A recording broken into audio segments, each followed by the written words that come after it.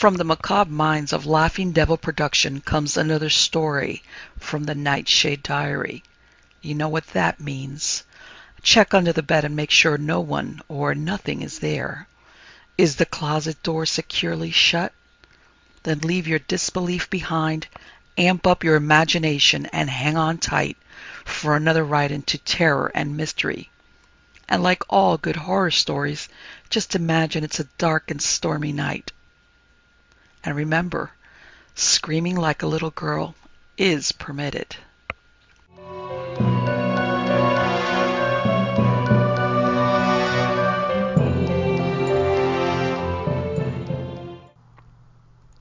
She Sells Seashells by Darcy Boles. She was a quiet woman, the best kind. Up around the rocks nobody much goes in after Labor Day. But there she was, here into October, stroking in as if the water wasn't fit to chill a lobster. Naked far as I could see, but for what looked like a shell necklace. Clean arms, with a shine of silver along them in the twilight, and her legs scissoring nice and smooth, and no strain to it at all. A wonderful swimmer. Quiet, as I said. Sudwa just going out of sight out at Bradford Point, hanging behind the old lighthouse and making it look like a black candle in the middle of the afterglow. It's a time when I always like to be by myself on shore. The summer people, the strap-hangers, we call them, and you can figure out why, are gone, and the pines and the rocks just sort of turn into themselves again. The boards of the docks look bleaker and quieter. The ring of green weed around the dock pilings gets a gentle, lost light in the evening. Molly's fish house down the line gets its shabby contented look back again. It seems to be about to fall into the sea, but it never does. The smell of the water stronger, and like iodine around a scratch. Some places on the island you can stand still and hear moose drinking from one of the creeks. It's a near to wintering time when the sun feels better than it will again all year. When she got in under the shadow of the steepest rocks, I said, "Evening," and heard her stand up in the shallows. Then she looked around and up at me, just her face showing in a little spotlight of last sun. It was a searching face, like a seal's and smooth as brown stone under the water shine. Her hair hung down to her backbone, wet and heavy and looking like dripping amber in that light. The eyes were the color of the periwinkles you see growing in some of the inland gardens where the wind doesn't reach enough to tear them out of the ground. They were wide and a little surprised to see me there. With her two hands she lifted the hair from her back and stroked the water off in a down-flowing motion. Then she said, "It's darkening fast. Will you walk me back to my place?" I nodded that I would. I guess she trusted my looks. I didn't know her from Adam's off ox, but she didn't look like leftover summer people to me. They have a different shine, as if they're already on their way to somewhere else in their heads. She seemed as if she belonged, and she didn't look as though she fooled around with paint and canvas, bothering the lobstermen by sketching them or parking herself on the rocks and making a common boy and some gulls come out like daubs, or writing poems about the coastline and how the fog makes her think of her lost childhood. I waited while she dressed under the overhang of the rock. It was nearly good dark when she came around up the path. Her feet were bare and she walked like she swam, neat and quick. She carried a little old tote bag she'd kept her dress in. The dress was just any old wrapping. We headed up the shoreline toward Molly's. With some people you have to make talk. You could wait for her to make it. After a while, when she thought it was time to say something in her own good pace, she said, "There are whales out past the point." By now it was dark along the sand, and the water had a steadier sound as it lapped. The light at the point was sweeping across out there, picking out pieces of the cove and then letting them go like a sliding eye. It touched the side of her face and let it go. I said, "If you got that far out, you're some navigator. That's about 5 nautical miles, where the whales hang out. Stand a good chance of letting yourself get caught in a tide rip." The light came around again, and this time, when it touched her, I could see she was smiling. "I don't mind a little tide. I've fought them before." She looked ahead to where the lights of Molly's were starting to show the outlines of the fish net draped over the windows. It's only when I come back when I get frightened. There are too many murderers on shore. She happened to lean against me, and I took her arm. It was cool as wet sand and lean and hard, but round too, with a pump of blood I could feel under my fingertips. I said, I'm Jeb Malafie, Portuguese on my mama's side, and green apple salt water on my old man's. They've both been gone a while. I've got the little black shack you see, crosswise from the point, but you can't see it after dark or get there unless you know the path. I waited for her to tell me something about where she sprang from. She took her time about that. Neither of us were in any chattering hurry. Mama, she said after a spell. She sort of walked around the name and caressed it like a woman will try a ribbon on for color and effect in a mirror.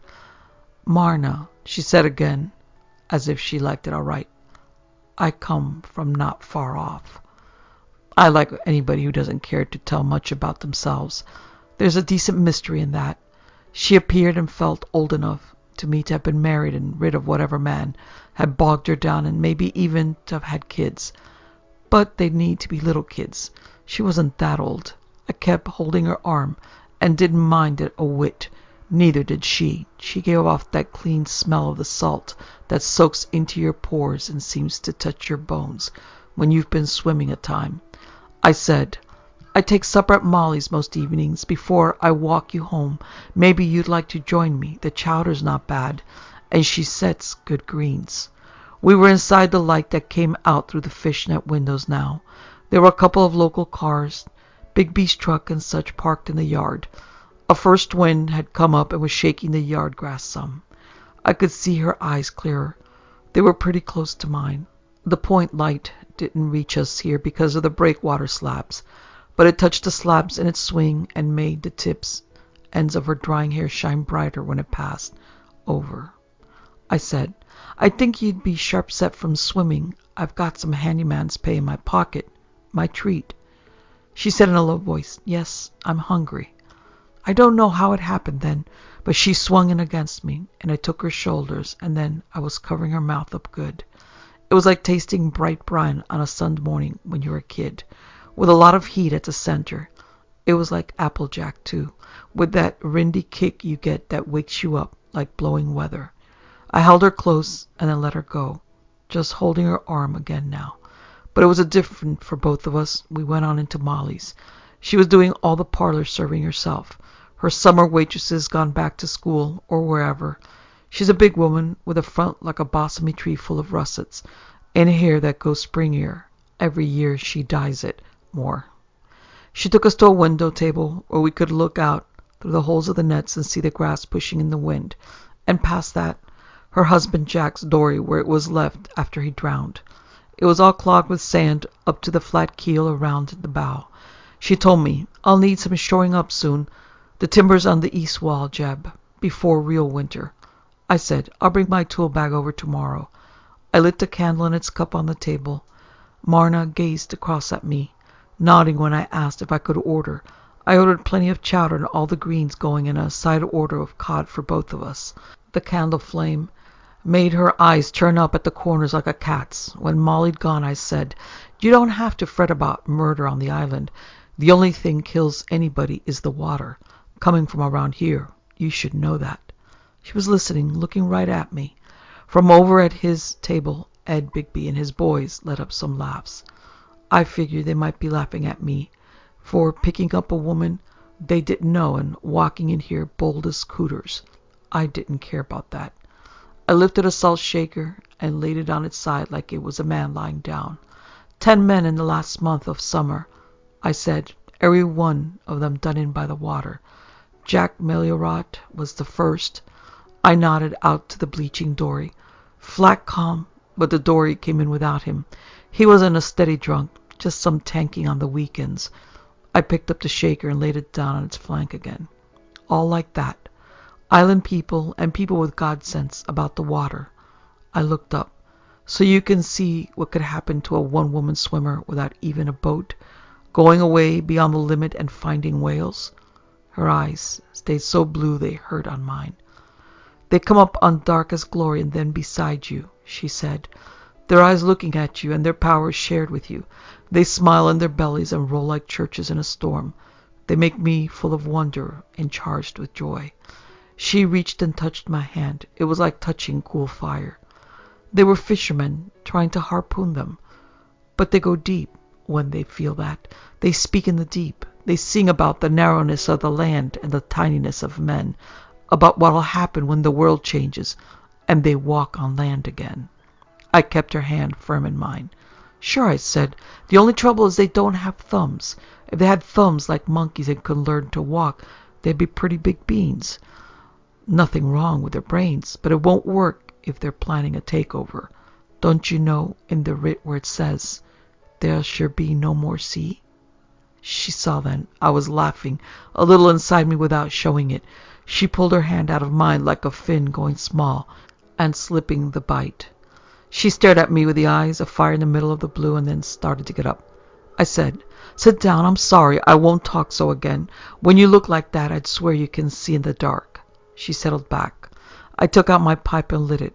While I got it going, she reached out in a pocket of that wadded do-nothing dress and pulled out a shell. Not the kind you see washed in by the thousands, but gold-tipped with the whorls in it creamy in a perfect nacre moonlight on the outside. I figured it for one of those I'd seen in the necklace when she'd come swimming in. It caught the light and sent back a kind of light itself. I said, that's a different animal. From the floor of the sea, she said. Well, now, I said. I blew a cloud. You can't go that far down. You wouldn't be here.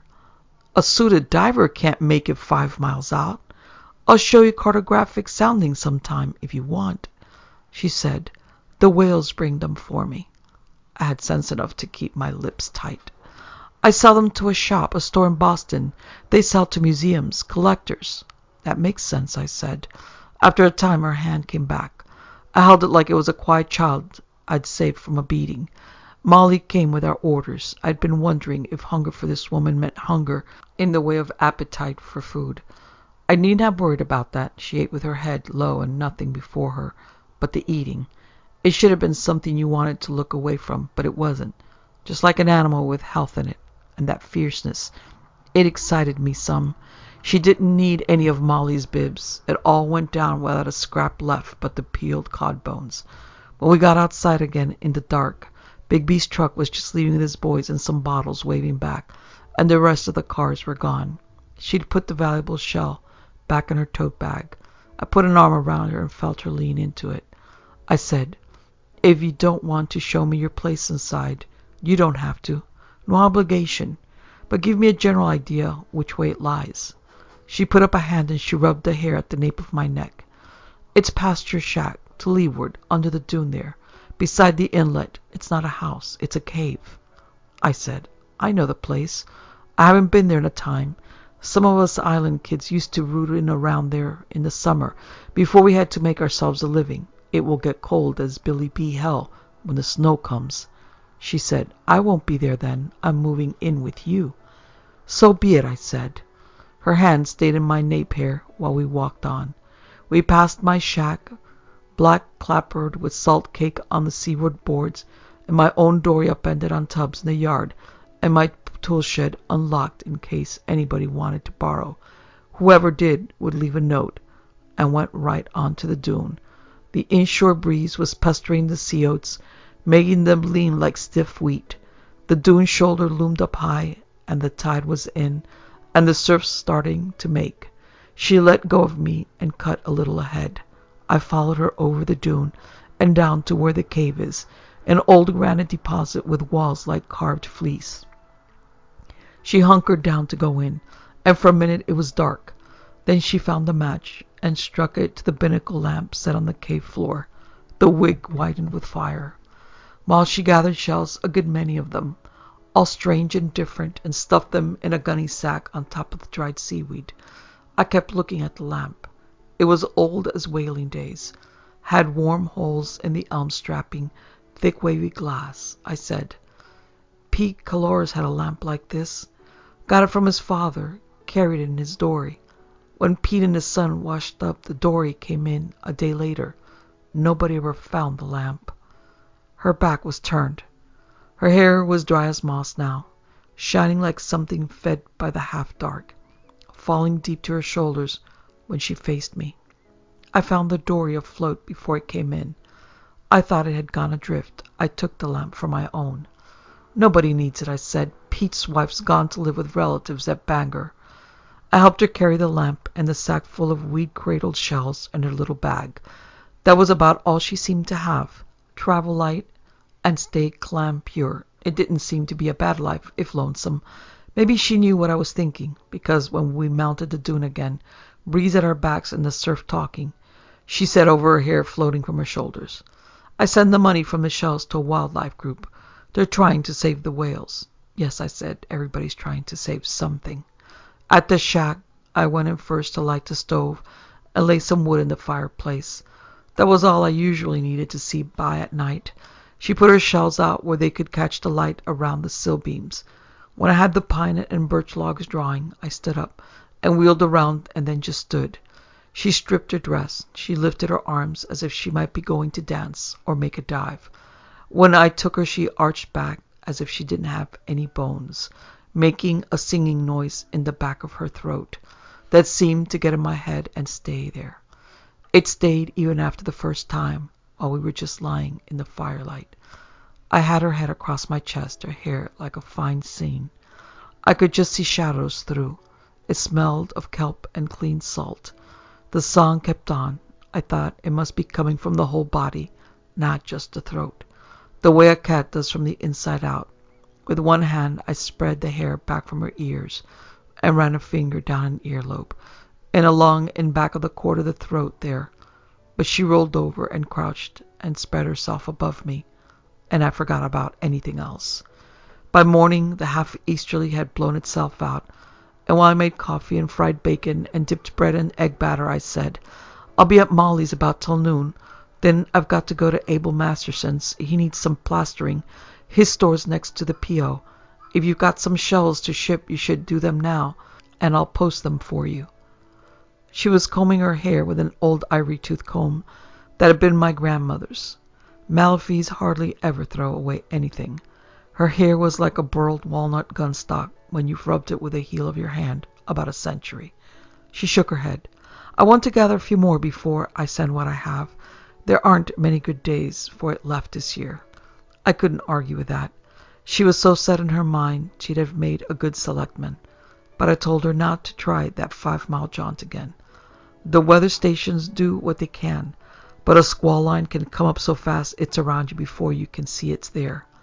She looked at me like she knew more than generations of seagoing Malafis had ever fathomed. She said, soft, You are a good man, born here among the cruel men in this place. When I left with my tool bag and the plastering gear, she waved till I was past the blueberry brambles. Then I couldn't see her any longer, though she stayed in my mind all morning, while I shored Molly's and went on to Middle Island, where the stores were, where people like Abel Masterson were breathing slower after the summer rush. The usual bunch of old islanders were gathered like numbers, circling a clock dial around the octagon bench, under the maple in front of Abel's place, cutting up their neighbors and gently spitting. I was working on Abel's entrance wall with the door open when Ed Bigby's truck roared up and his big-bellied self and his sons poured out. I suppose as I listened to him, you could hear him half the block. He was what she meant by a cruel man. He wasn't that, though. Just crafty and stupid, the usual mix. I knew he'd wanted to get those whales for a long time, and now here it was. He and some of his buddies were grabbing the full advantage of no outlanders being left on the island, no ecology and wildlife champions. I stepped to the door in time to hear him boom it out. We got her all rented and set for morning, boys. Cut her like a Coast Guard's with a sharper's bow. This crew knows what they're doing, and they'll split the meat with us. All we do is pay for the time and trouble. Hell, they've done it before plenty of times. Maybe a ton of equipment on board with these death-propelled harpoons like a torpedo. Sneak up on Mr. Leviathan and jab him in the giblets. Bailey Bigby, Ed's oldest son, caught my eye. His own glistened. You comin', Jeb? We're just trusting people from here who can keep their mouths shut. This ever got out, those fancy strap hangers nail us to the wall. All we got to do is go out to meet 'em and watch the fun. They ain't even coming in the cove, just cruising straight to the feeding grounds. Yeah, join us, Jeb, Ed said. We're going in my dory. Give you a whale burger later. Save you putting your own dory back in the water. I said something that made no promises. Then I finished up the plastering, ate half a lead-heavy egg sandwich at the drugstore, and walked by myself through realms of Indian summer light to the rocks. I took my shirt off there and stretched out. With the sun on my eyelids, I thought about Marna, if that was her name, and I didn't care if it was or wasn't. I thought about her claim that the whales brought up special seashells for her. I thought about the high average of people who'd been drowned when they bothered those whales this year. When I dropped off to sleep, I had a drowning dream, which happens sometimes if you're island-born and have seen enough men washed in. I woke up at dusk, the rock under me cooling. At first, I didn't see her coming in. It could have been a sleek piece of driftwood. Then just as the Bradford Point light came on, I could make out her arms and legs, slicing along, no tiredness in them. When she reached the shallows and waded in, I could see 3 new shells, the strange kind, draped around her neck on a rope of what looked like seaweed. They showed like odd diamonds under and across her breasts. I went off down the rocks and took her free hand and walked her into the rock chink where she'd left her dress and bag. She took off the shells and stood back and shook herself, then slid into the dress, and I didn't say a word. I didn't want to break the spell she held around her. Then she moved to me, still wet, the dress sponging, and when I kissed her I thought I'd go on keeping quiet. She clung close on the way back to the shack, as if the sand and trees and rocks happened to be alien, and the shadows threats. When we passed Molly's window, I could see Ed Bigby's jutting head as he tipped a beer towards somebody and explained how smart he was to revive the sport and business of whale killing in this year of our Lord. In the shack you could see the fog creeping up outside, and feel it. You could almost taste it. Our love-making was so fierce, it was like hitting each other, or being in a nor'easter, and behind her eyes I could see the faces of all the men I'd known who'd been lost in the deep, the Davy Jones men. They were all there, from this past summer and way back, my relatives among them. About midnight I got up and went outside. The fog was a pea souper. By the time I had my dory off the tubs and on rollers and to the inlet creek, my hair and pants were soaked. It wasn't an ice chill, but it was winter waiting. Inside I rubbed down and folded myself beside her. I could hear that secret sing of hers. I could feel it through my hands like a harp. In the morning the fog was still there, hanging on but starting to lift a little, which it would do when the sun played through. I didn't make breakfast, just told her, "Take me where the whales are." She fixed my eyes with hers a second and nodded. Then we had the dory worked out in the cove. The sun started coming through when we hit the open water. I could hear others setting off behind us now. A lot of happy shouting with that shut-in sound it gets across water. There were soft swells now, and where the light patched the patches were blue as a robin's egg. I started my dory engine and gave her the gun. Marna stooped at my shoulder and guided my hand on the engine tiller for direction. It was warming now with the sun as far as you could look, and the last fog wisp traveling up into the sky. Now and then, when I looked back, I could see just the specks of other island craft coming, and I hoped to God my engine would hold out and not blow from all I was giving it. I kept squinting back through the spray. Then she said, calling above the engine's racket, "Here." I cut the engine, and we wallowed ahead a few seconds, and they were alone in near silence except for the lap of water on the strike boards. When I held to the gunwale with my knuckles going white and looked down, I could see the first of the whales. It was a gray blue shape far below, coming up through brightening layers of light, getting so big you felt when it broke the surface it would shut out the world. Around it in its upward passage, silver-green fire flew. Behind it came 8 more, all the same, all rising, and looking up to Marna, who'd cast off her dress and stood in the bow. Then the first one checked just under the dory and made a curving wave that rippled the dory length and seemed to hold it like a chip on a bubble. They were all just a few feet under and around us now, not sounding, just waiting, in wonderful islands with their darkness, solid and glistening, and their tiny port wine-colored eyes holding the sun. The understanding was what reached upward, more important than the size. One rolled a little to see Marna better. Weed wrapped its flanks like a green lace shawl. Marna was calling now, and they were answering.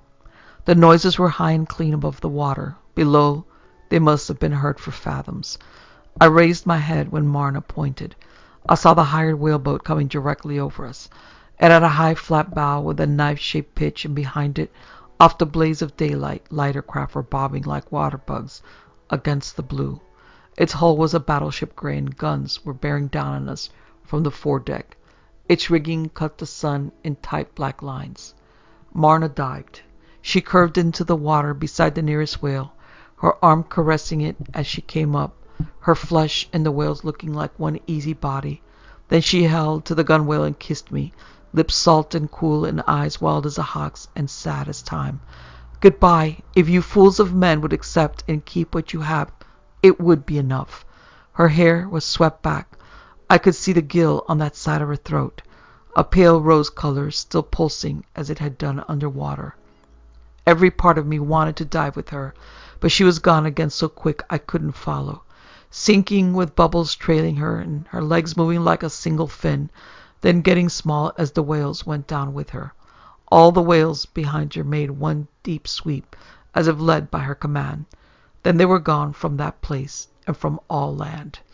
After that I had to hang to a thwart to keep from going over, while the blue cold steel skin of the whaler passed so close the wash came screaming and tumbling into the dory and tried to suck me with it. Then I was half swamped and bailing with an old bucket. Somebody, one of the friendly island sportsmen, I was gagging too much to tell who, was hauling me into another dory then and cussing me for 50 kinds of fool, telling me the goddamn whales were gone and saying maybe I'd been the one to spook them. I didn't care much if he threw me overboard. It seemed kind of silly to still be breathing. But maybe, I told myself afterward, when I got calmer, I ought to stay around to do something about those shells she'd left behind. There was a good many chancy stories about that morning. Ed Bigby stayed so plagued and mad he wouldn't talk to me.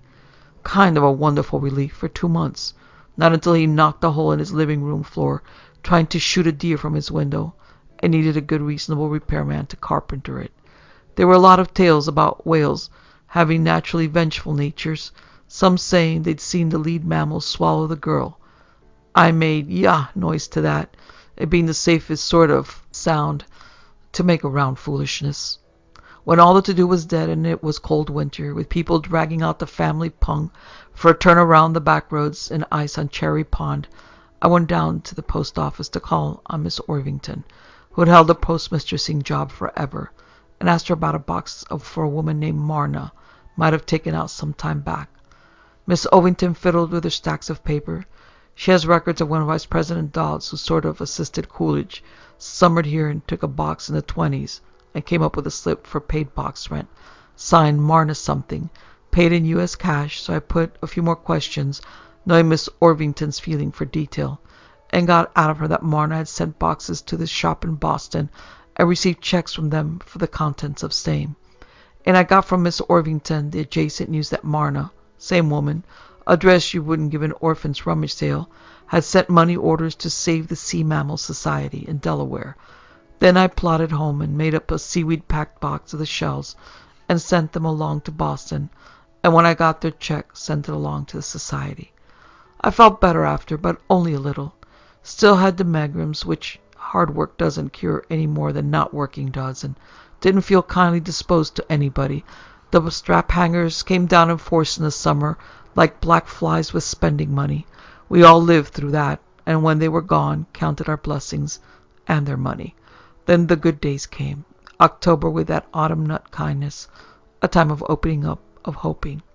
I was leaning on the rocks in the evening, looking across to the Bradford Point light, when Bailey Bigby came up behind and leaned into my pipe smoke. He said, "The whales come back, but they didn't linger. Me and Papa was traveling last night and see 'em. Gone now, though. Swam off most while we watched. Shows their basic common sense, I said. That ain't all. Somebody left a package on your shack doorstep.